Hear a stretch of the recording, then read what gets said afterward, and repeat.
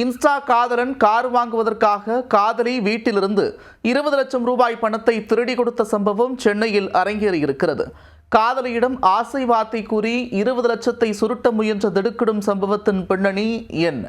சென்னை பூந்தமல்லி அருகே உள்ள குமணஞ்சாவடி பகுதியைச் சேர்ந்த மளிகை கடைக்காரரின் மகள். அந்த பெண் மதுரவாயலில் உள்ள தனியார் கல்லூரியில் படித்து வருகிறார். இவருடன் திருத்தணியைச் சேர்ந்த புருஷோத்தமன் என்ற மாணவர் ஒன்றாக படித்து வந்தார். இவர்கள் இருவருக்கும் இடையே நட்பு ஏற்பட்டு பின் அது காதலாக மாறியுள்ளது. மாணவி தனது காதலனுக்கு கேட்கும் பொழுதெல்லாம் வீட்டில் இருந்து பணத்தை திருடி கொடுப்பது வாடிக்கையாக இருந்திருக்கிறார். நிலையில் காதலன் நாம் எத்தனை நாட்கள் பைக்கிலேயே ஊர் சுற்றுவது, கார் வாங்க வேண்டும் என மாணவியிடம் கூறியிருக்கிறார். பணத்திற்கு என்ன செய்வது என யோசித்த மாணவி பெற்றோர் தங்களது மகளுக்காக சேர்த்து வைத்திருந்த 20 லட்சம் ரூபாய் பணத்தை எடுத்து காதலனிடம் கார் வாங்க கொடுத்திருக்கிறார்.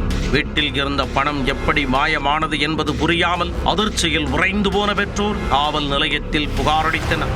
அதன் பிறகு பெற்றோருக்கு தங்களது மகள் மீது சந்தேகம் எழுந்துள்ளது. மகளின் செல்போனை சோதனை செய்து பார்த்தபோது அவர்கள் அதிர்ந்து போயினர். காணாமல் போன 20 லட்சம் ரூபாய் பணத்தை காதலனுக்கு கார் வாங்க கொடுத்திருப்பது அவர்கள் பேசிய உரையாடலில் இருந்து தெரிய வந்தது.